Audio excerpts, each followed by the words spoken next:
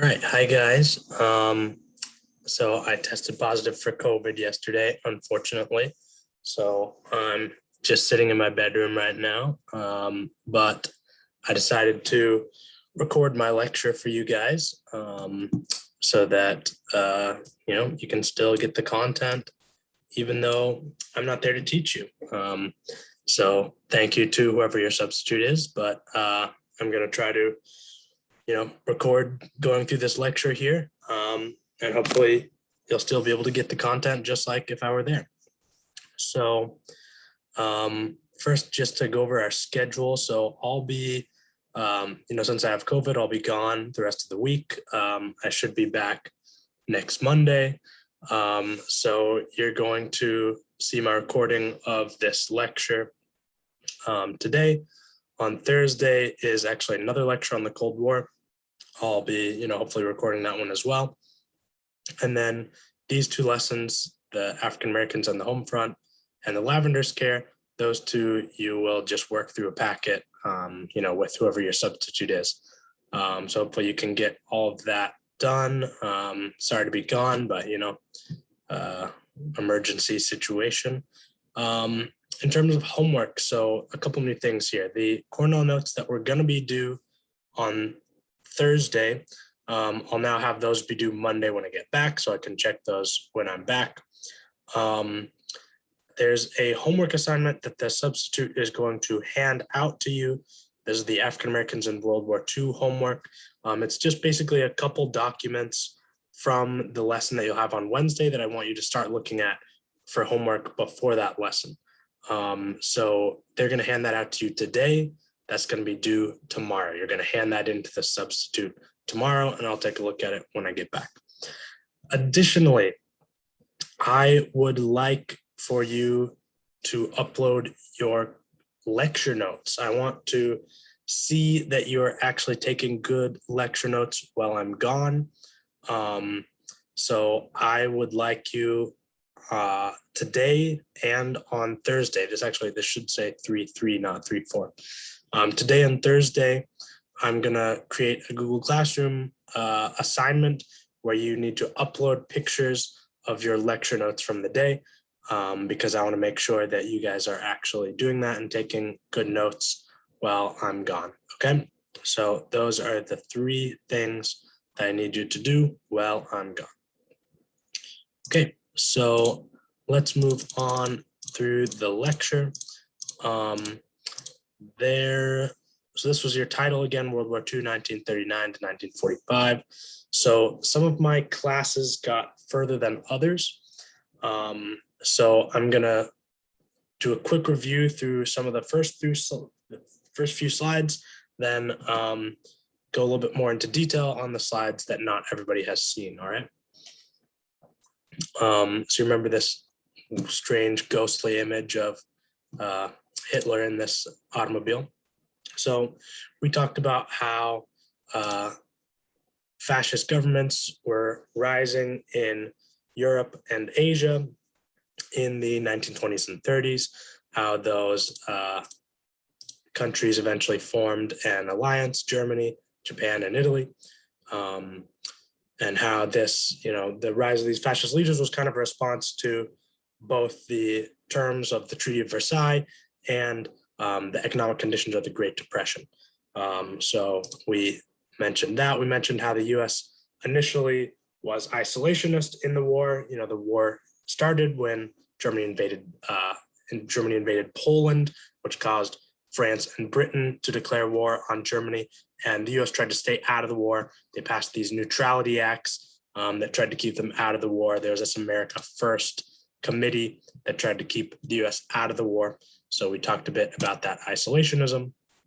We looked then at how once Germany was defeating a lot of their enemies, and it got to the point in 1940 where Britain was the only country left fighting the Nazis, that the US moved towards a less neutral policy where they were selling weapons to Britain, first through the cash and carry policy where Britain had to ship those weapons themselves, and later through the Lend-Lease Act, where they could actually just buy those weapons on credit. We also talked about how in 1940, Roosevelt created a draft, the first peacetime draft in U.S. history. There's a picture of some of those guns there.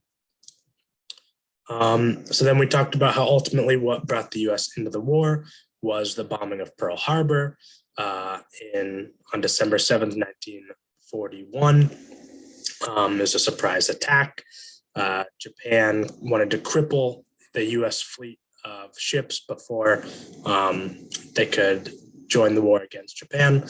So you had this preemptive strike. About 2,400 Americans were killed.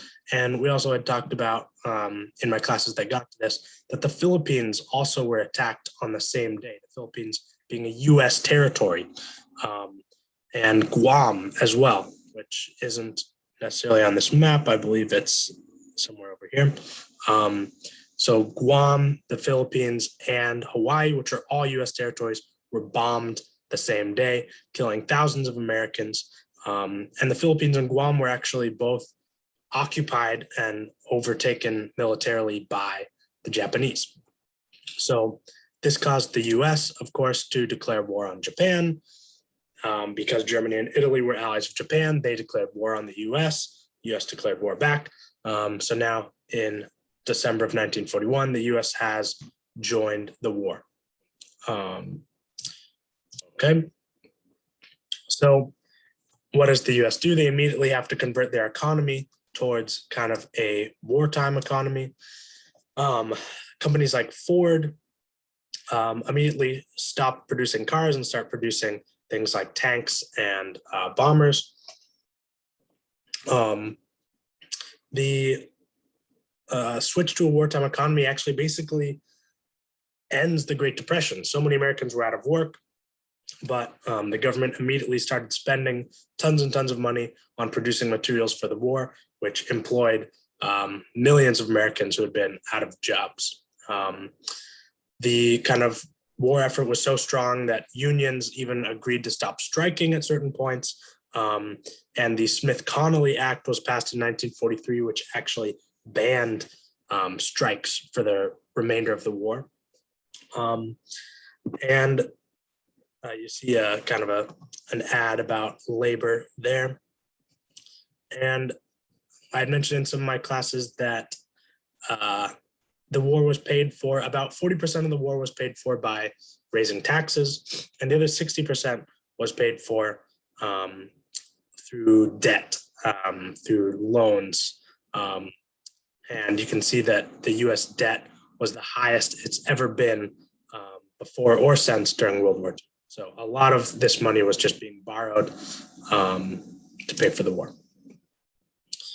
Of course, you had war propaganda. You had this organization called the OWI, which censored what information could get out to the public about the war to kind of keep a positive view of the war. There was rationing that had to happen, where the US government controlled how much people could have of basic goods. And you had things like, that were being advertised like victory gardens, where Americans were encouraged to grow their own fruits and vegetables to, increase the food supply. And a statistic that I found was that 1/3 of vegetables in the US during World War II, I think by 1943, were being grown by victory gardens. So Americans really mobilized to start creating more food for themselves. You have some classic kind of propaganda images from the time. So you're gonna do a lesson tomorrow on African Americans during World War II. But some of the things to know is that one thing that was passed during World War II was Executive Order 8802, which prohibited discrimination in federal hiring. This was in response to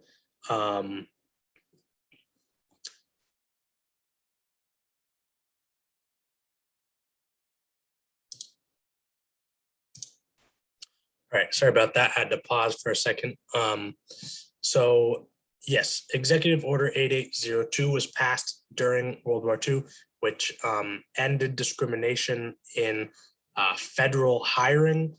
And this was something that was achieved by African Americans during World War II because of the advocacy of African Americans. There was a group called the Congress on Racial Equality that was kind of a precursor of the civil rights movement that advocated for the end of discrimination in employment during World War II.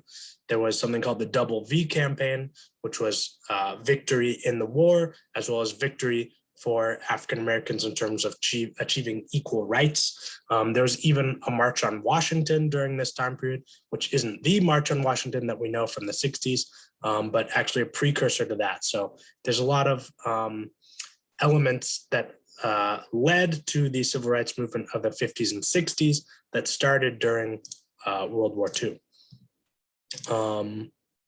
Yeah, you can see this ad for the Double V program there. Okay, what was going on with Mexican Americans and Native Americans?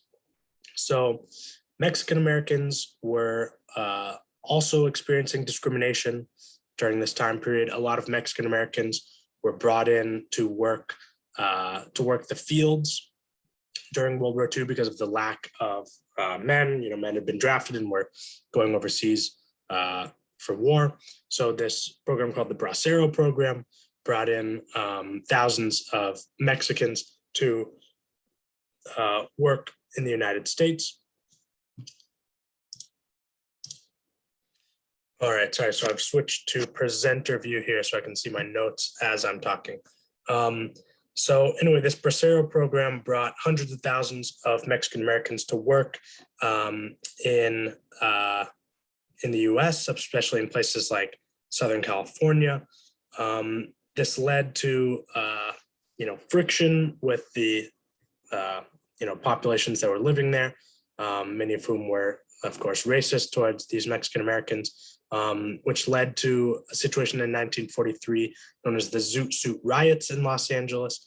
You had a lot of Mexican Americans. It was popular to wear these zoot suits, which are kind of colorful suits, and there was an accusation that these suits were unpatriotic because they used a lot of fabric, which was necessary for the war effort at the time, which of course was kind of just an excuse to attack this group. So there's a lot of violence in Los Angeles at this time related to that. In terms of Native Americans, about 25,000 Native Americans joined the armed forces in the United States during World War II, and about 23,000 also worked in war industries. So this was a major kind of shift in Native American cultures. A lot of Native Americans moving to urban areas for the first time, going overseas to fight for the U.S. for the first time. In a lot of cases, separating them from their roots and their reservations. But Native American efforts were central to the American war effort. You also see that there were Native Americans who worked as kind of code. They would speak Navajo, and that would be kind of a coded way to send messages during World War II, because obviously the Germans didn't know anything about this language. So a lot of contributions from Native Americans as well to the war effort. Looking towards women's contribution to the war effort, you may have seen this iconic image before of Rosie the Riveter. This was a really famous propaganda poster drawn by Norman Rockwell. So this idea that about 5 million women joined the workforce during the war, similar to during World War I. They're working in industries that were traditionally had been reserved for men only, like aircraft manufacturing and shipbuilding. They even were able to get certain unions to recognize things like equal pay for equal work for women, maternity leave, childcare. So a lot of women's issues were very quickly brought to the fore by women joining the workforce.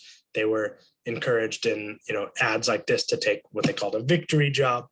But it's interesting to see that the language of it was promoting victory in the war, rather than, actually liberation for women.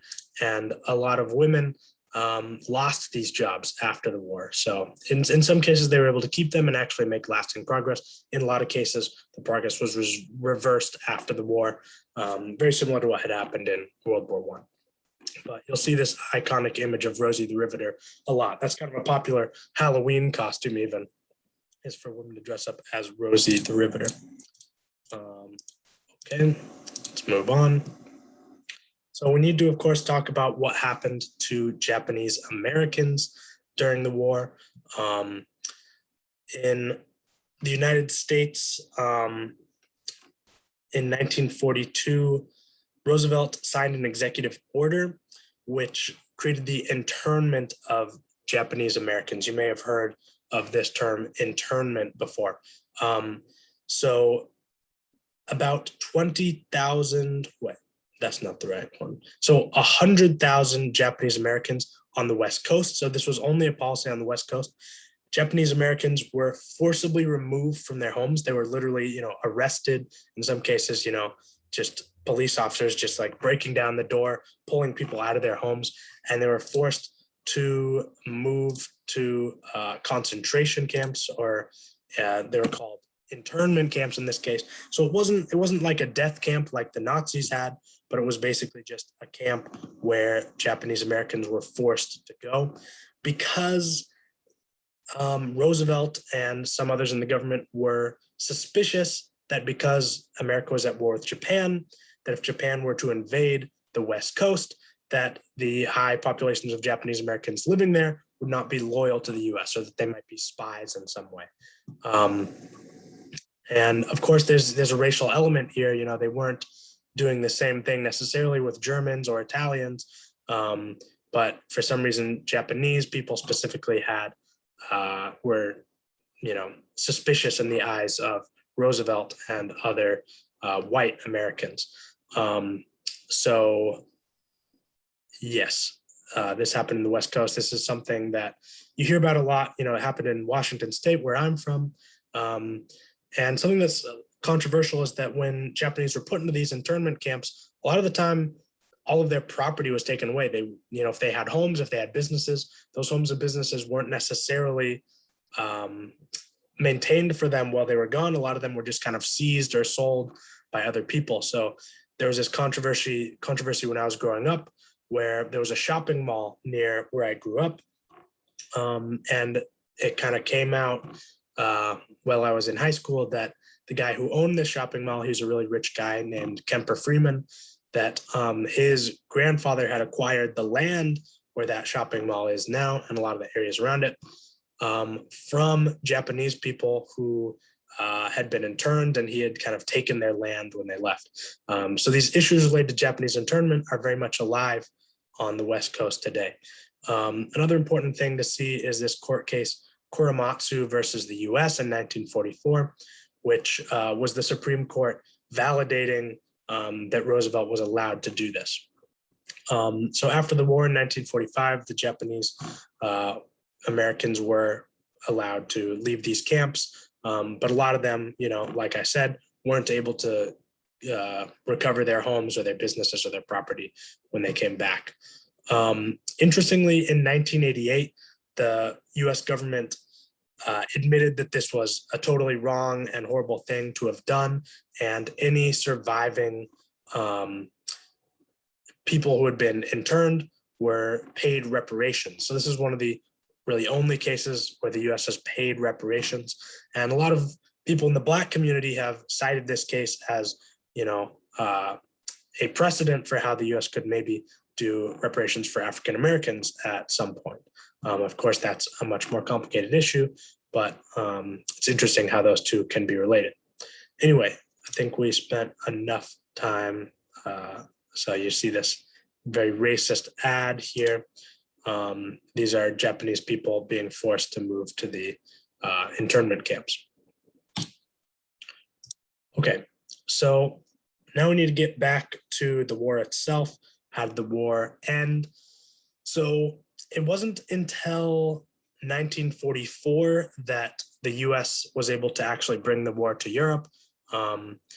you may have heard of what's called D-Day, which was June 6, 1944, which was this massive kind of amphibious assault in France. So the US and Britain and our other allies got tons and tons of these ships and brought over thousands and thousands of troops and tanks and machinery and landed on the beaches of France, stormed ashore, faced German resistance. It was a very bloody kind of battle, but the US and the Allies were successful. They were able to start invading France. They were able to start taking back France. They captured Paris by August of that year. Remember, this had started in June, so already the next month they'd taken Paris. And by the fall, they were already moving into Germany. So at the same time, you have the Soviet Union, who had a victory at the Battle of Stalingrad. And the Soviet Union then starts pushing in from the other direction. So you've got Britain and the United States and France moving in from one side. You've got the Soviet Union moving in from the other side, and they're meeting up in the middle in Germany. So Hitler kind of sees the writing on the wall. He commits suicide in April, and shortly thereafter, Germany surrenders. And that's what we call VE Day, which is Victory in Europe Day, which is May 7th, 1945. And prior to that victory, there had been a meeting called the Yalta Conference, in which Churchill of Britain, Roosevelt of the United States, and Stalin of the Soviet Union had met to kind of discuss what the post-war world was going to look like. A couple of the agreements they made was that they're going to split Germany into 4 zones that would be occupied by Britain, the United States, the Soviet Union, and France kind of separately.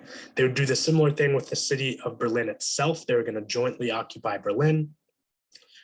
Stalin promised that he was going to allow kind of free elections and democracy in the countries in Eastern Europe that he had kind of pushed through to invade Germany.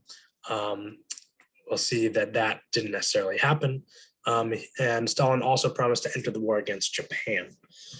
And this is important. We'll look at why this is important when we get to the Cold War on Thursday.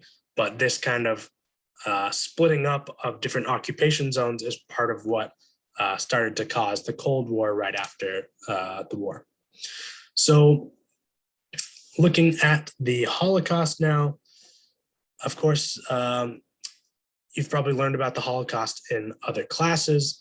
Of course, Germany put 6 million Jews and several million people from other groups into death camps. This is a story that you've probably heard a lot about in other classes. And there's a couple things only about it that are related exactly to the US. One of the things is Jewish refugees. So in the 1930s, when Germany was starting to pass discriminatory laws against Jews and start to round up Jews, and eventually to put Jewish people into concentration camps, there were about 130,000 Jews, which is 1 in 4, who fled Germany during the 1930s. And the United States, for most of the 1930s, had refused to accept any of these refugees because we were still in the Great Depression.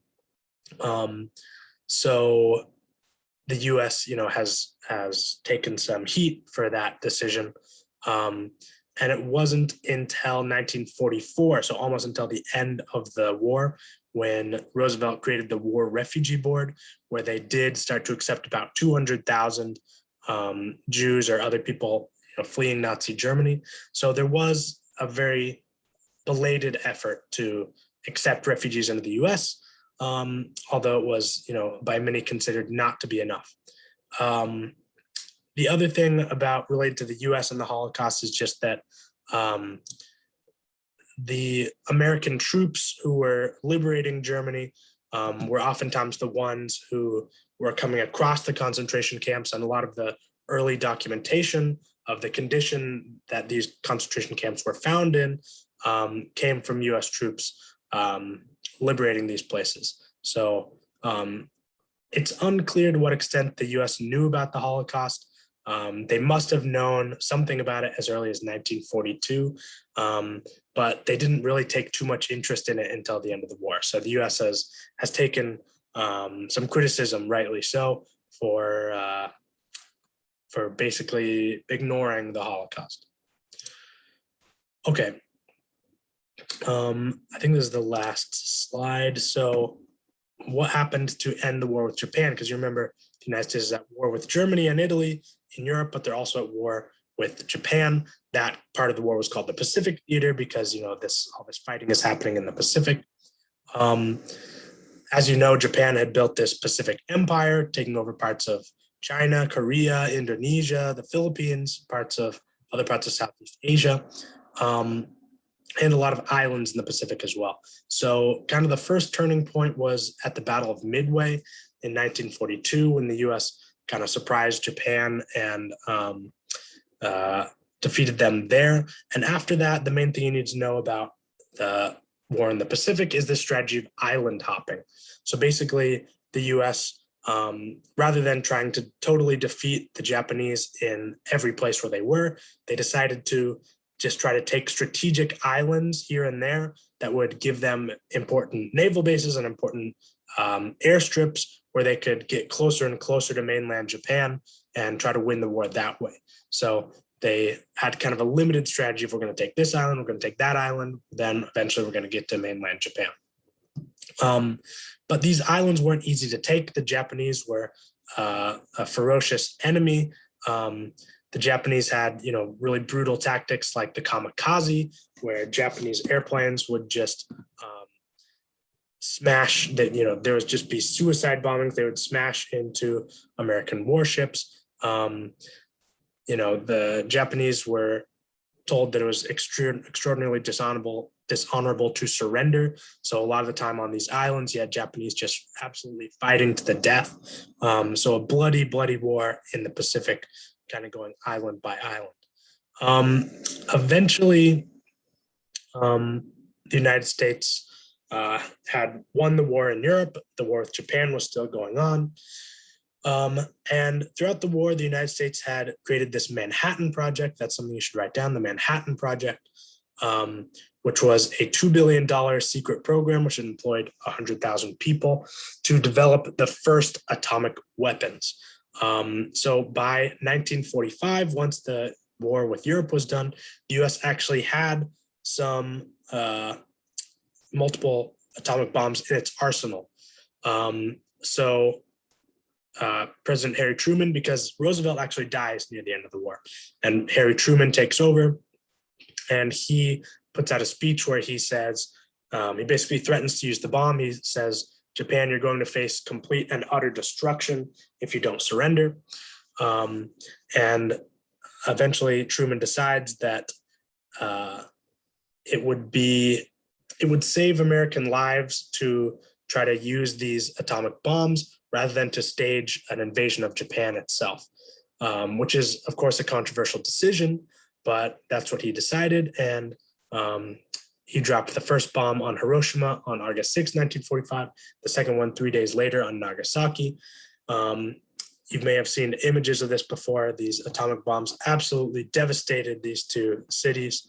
About 250,000 people died, either from the blast itself or from radiation poisoning in the aftermath. And within a week of that second bomb, Japan eventually surrendered.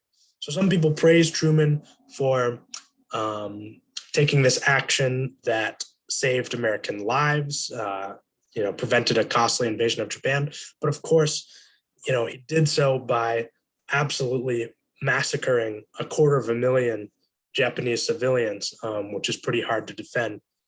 You have some really shocking images, like this image of somebody with a cane this is in Hiroshima. When the atomic bomb happened, it just absolutely incinerated people, leaving behind only kind of a shadow where they were. So there's these really horrifying shadows of people that you could see in the aftermath of Hiroshima. So yes, at the end, yeah. So Japan surrenders. That's called J-Day victory in Japan. That's September 2nd, 1945. So yeah, that's the lecture for today. You'll be moving on to the Cold War. You'll be moving on to looking at African Americans in World War II. Again, sorry I couldn't be there with you guys. Hopefully this worked, me kind of recording my lecture for you.